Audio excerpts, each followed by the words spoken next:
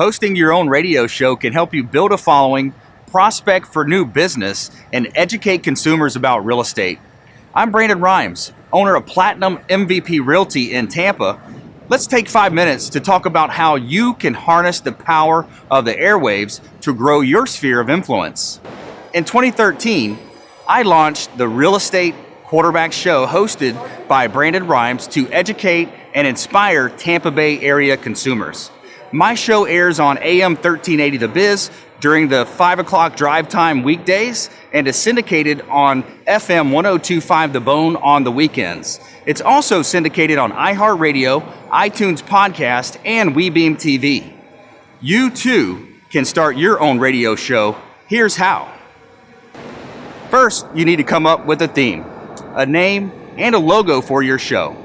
Do your research, find out what's topical and what listeners want to hear. It's best if your show does not come off as an infomercial, but rather a show that is tailored to current events and trends happening in your market. I consider myself a consumer advocate. As a longtime football player and former quarterback, I see my show as a metaphor for being the quarterback for buyers, sellers, and investors. Next, you need to contact local radio stations to find out how much they charge per hour and which hours are available. Included in the mix should be some 30 to 60 second promo spots that run throughout the week, so ask what packages they offer. This is where your negotiation skills may come into play. They may say, we have a Saturday at 1 o'clock available for $500 a week. So be sure to ask how many actual minutes of airtime and how many commercials you get during the hour. Try to negotiate a presence on their website too, such as your banner ad featuring your show. Once you have your game plan, start calling and emailing your referral partners to tell them you're putting a radio show together and ask if you can count on their support. Chances are, if you're already doing business together, the answer will be yes. Over the last 4.5 years, I have acquired about 80 show partners who rotate in the lineup every few weeks. You can also reach out to people who might not necessarily want to make an appearance, but who have a business that can benefit from live host endorsements or 30-second promo spots.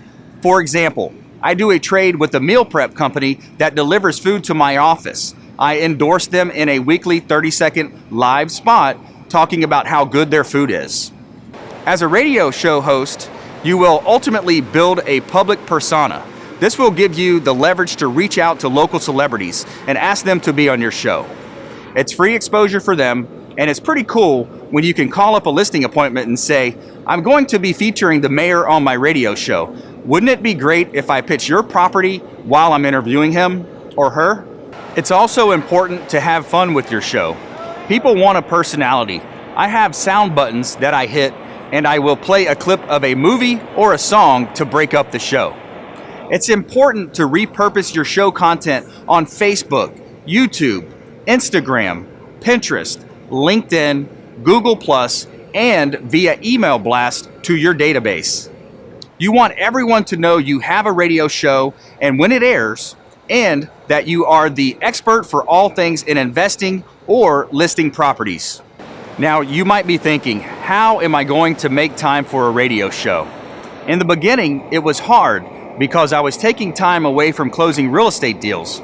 But sometimes in business, you have to take a step backward to take 3 steps forward. As the months went by and my radio show brand grew, it got easier.